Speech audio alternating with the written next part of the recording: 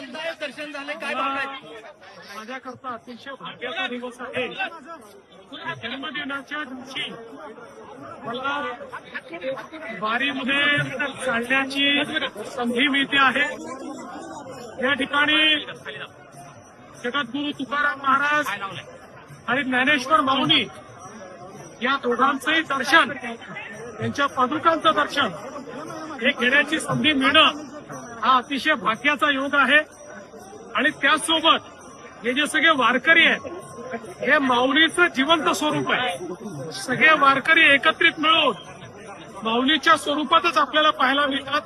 त्यामुळे त्यांचं सानिध्य मिळणं ही देखील मला असं वाटतं अत्यंत महत्वाची गोष्ट आहे. म्हणून मी आज खूप आनंदी आहे. सर, ज्या पद्धतीने काय प्रार्थना केली आपण? माऊलीकडे काही मागावं लागत नाही, आपल्या मनातलं त्यांना माहिती आहे. पण दरवेळेस माऊलीला एकच मागणं असतं, चांगला पाऊस पडू दे, शेतकरी सुखी होऊ दे. सर, खूप चांगला पावसाला सुरुवात झालेली आहे. पंढरपुरात खूप चांगल्या तयारी झालेल्या आहेत. विक्रमी वारी भरण्याची शक्यता आहे. 30 ते 35 लाख वारकरी येतील. हे मला आता पालकमंत्री गोरे साहेबांनी आणि जिल्हाधिकाऱ्यांनी पूर्ण माहिती दिली. आणि यावेळेस एआयच्या माध्यमातूनही आपण एकूण किती वारकरी याचा अंदाज घेतो. आणि असं लक्षात येत आहे की विक्रमी अशा प्रकारची वारी आहे. खूप मोठ्या प्रमाणात वारकरी सगळीकडनं इथे आलेले आहेत. आणि जुने सगळे रेकॉर्ड संख्येचे यावेळेस तोडण्यात येत आहे. सर, यावेळेस स्वच्छतेचे रेकॉर्ड तोडलेले आहेत. वाळवंटामध्ये पाऊस येऊ शकत नव्हतं, त्या ठिकाणी आता वारकरी जेवण करतात. एवढी स्वच्छता वाळवंटामध्ये आहे.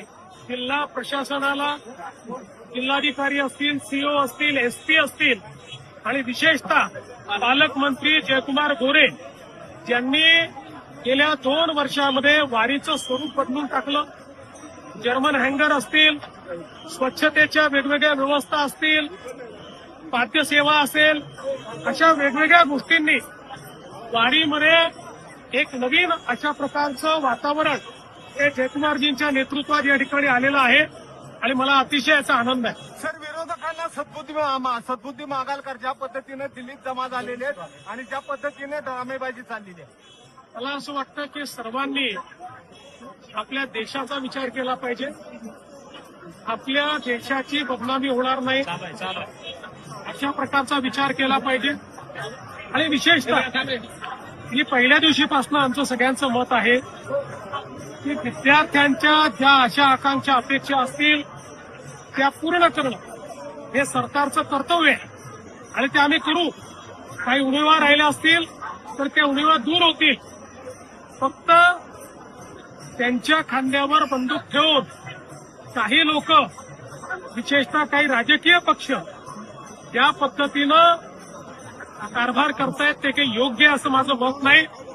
विद्यार्थ्यांच्या मागण्यांची आम्ही समरस आहोत आणि विद्यार्थ्यांच्या हिताचेच निर्णय हे केंद्रातलं आणि राज्यातलं सरकार घेईल. धन्यवाद.